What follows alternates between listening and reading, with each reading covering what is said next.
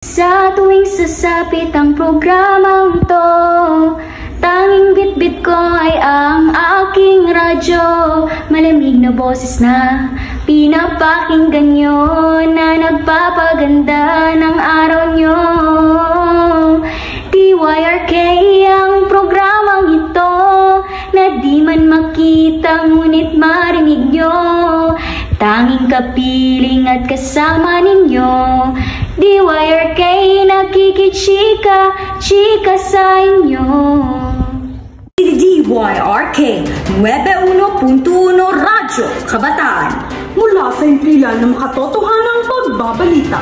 Balitang maaasahan sa bigan ng bayan, walang kinikilingan, patas at may saysay. Isyong panloob at panlabas ng bansa, tututukan, susubaybayan.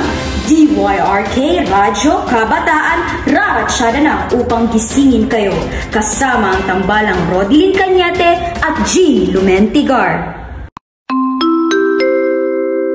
Oras natin ngayon ay 5 minuto makalipas ang alas 7. Araw ng Miyerkules, ika-16 ng Abril 2025.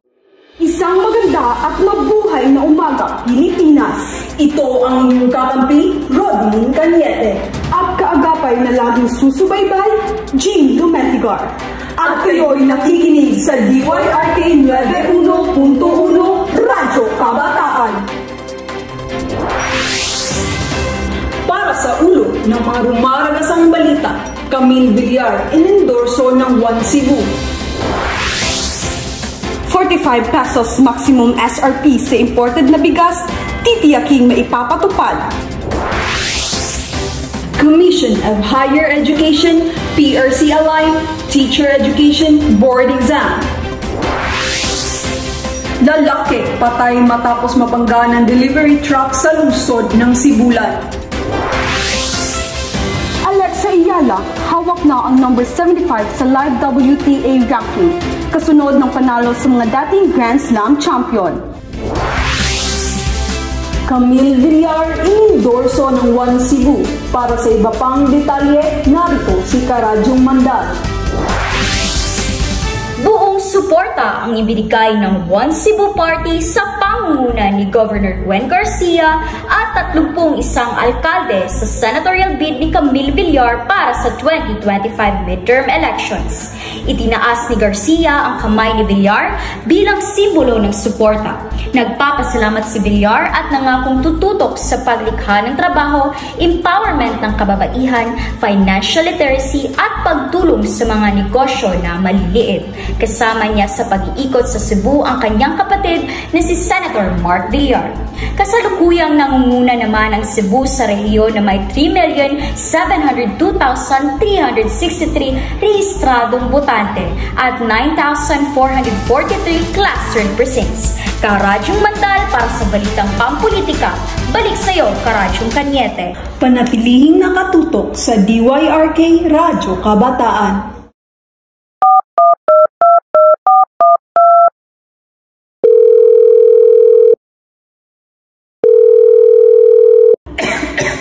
Hello, ate? Oh, may lagnat ka raw. Opo, ate. Ang sakit din ng lalamunan ko. Kaya lang, hindi naman tumatalab yung gamot ko. Padalhan kita ng Biogesic. Magaling sa sakit ng ulo't lagnat at iwas pa sa posibleng side effects. Ow! Thanks po! Nagbabalik ang Radyo Kabataan. 45 pesos maximum SRP sa imported na bigas, titiyaking may ipapatupad. Narito si Karadyong Goyha para sa iba pang detalye. Hinimok ni Senator Sherwin Gatchalian ang Department of Agriculture na tiyaking mahigpit na maipapatupad ang 45 pesos kada kilo na maximum SRP sa imported na bigas. Aniya, malaking tulong ito sa mga mamimili sa gitna ng mataas na presyo ng bilihin. Binigyang diin niya ang kahalagahan ng mahigpit na monitoring sa mga pamilihan at nanawagan sa gobyerno na magsagawa ng higit pang hakbang para pababain ang presyo ng iba pang pangunahing produkto. Hinikayat din niya ang publiko na i-report ang mga tindahang hindi sumusunod sa SRP. Karadyong Goyha para sa balitang pang-ekonomiya. Balik sa iyo, Karadyong Lumentigar. Magbabalik ang DYRK Radyo Kabataan. Ang programang ito ay hatid sa inyo ng Milo. May bago? Mas na Milo? Milkier? Mas masarap. Mag-Milo araw-araw. Nakikinig pa rin kayo sa Radyo Kabataan, Commission of Higher Education, PRC Align, Teacher Education, Board Exam. Para sa iba pang detalye, narito si Karadyong Ensyo. Nilagdaan sa Malacanang ang Joint Memorandum Circular ng CHED at PRC na layong pag-ibayuhin ang pagtutugma ng Teacher Education Curriculum at Licensure Examination para sa mga guro. Sinaksihan ito ni Pangulong Marcos na nagsabing layunin ng hakbang na matiyak na ang pagsusulit sa lisensya ay sumasalamin sa aktual na kakayahan ng mga guro. Gagawin ng hiwalay ang mga licensure exam ayon sa espesyalisasyon, kabilang ng early childhood, special education at mga asignaturang pang-sekundarya tulad ng math, science, English at iba pa. Tinukoy ng 2nd Congressional Commission on Education ang hindi pagkakatugma sa curriculum at exam, ang sanhi ng mababang passing rate at teacher specialization mismatch. Karadyong Ensyo para sa balitang pang-edukasyon, balik sa'yo, Karadyong Kanyete. Pansamantalang pagsususpinde ng programang MAIFIP sa Silliman University Medical Center Foundation Incorporated. Para sa iba pang detalye, narito si Karadyong Kilini. Pansamantalang sinuspinde ng Silliman University Medical Center Foundation Incorporated ang medical assistance to indigent and financially incapacitated patients simula Abril 1, 2025 dahil sa hindi pa nababayarang utang ng Department of Health. Ayon sa mga opisyal ng ospital, nakausap nila ang DOH Region 7 na nangakong magbabayad sa loob ng 2 linggo na hindi bababa sa 30% ng utang na nasa milyong-milyong piso.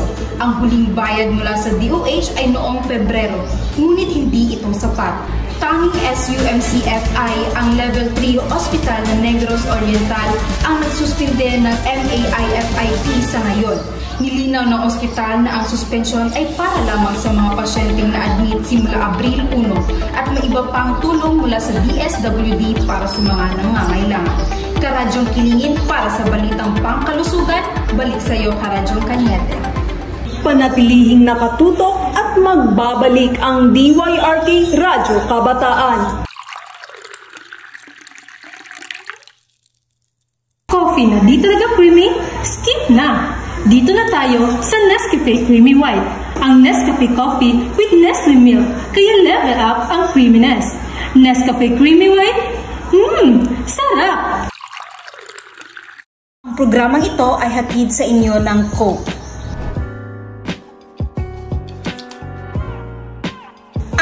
So sarap! So refreshing! Tara, inom na! Nagbabalik ang Radyo Kabataan. Lalaki, patay matapos mabangga ng delivery truck sa lungsod ng Sibulan. Para sa iba pang detalye, Karadyong Ensyo, ibalita mo.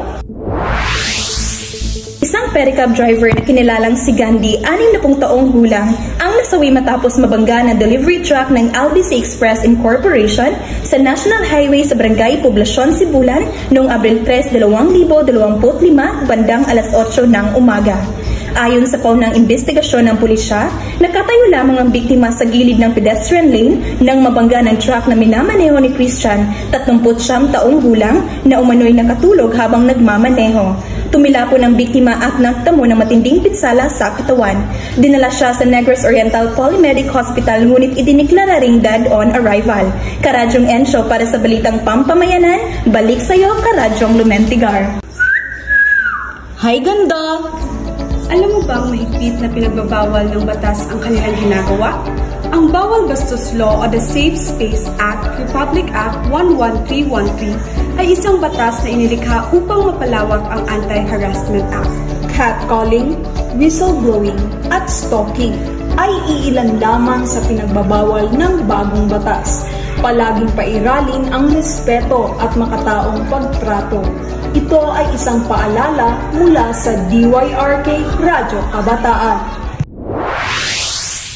Ang oras natin ngayon ay 5 minuto ang nakalipas matapos mag-alas 8. Para sa Balitang Sports, Alexa Ayala hawak na ang number 75 sa live WTA ranking, kasunod ng panalo sa mga dating Grand Slam champion.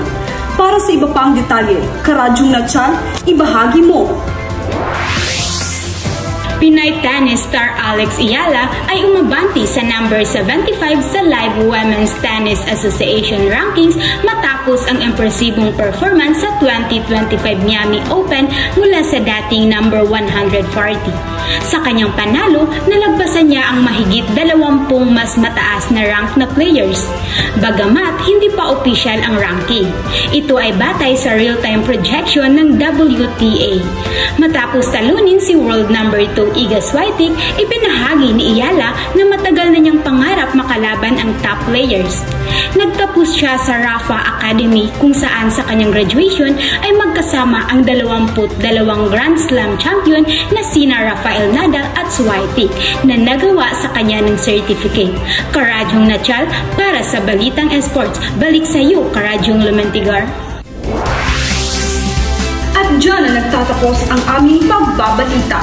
Muli ako ang inyong kaagapay, Jean Lumentigar, at inyong kakampi, Rodin Cañete. At ito ang DYRK 91.1 Radyo Kabataan. Sa paparating na buwan ng halalan, pumili ng kandidatong tapat sa kanilang serbisyo. Isang paalala mula sa DYRK Radyo Kabataan. DYRK nakikichika, chika sa inyo.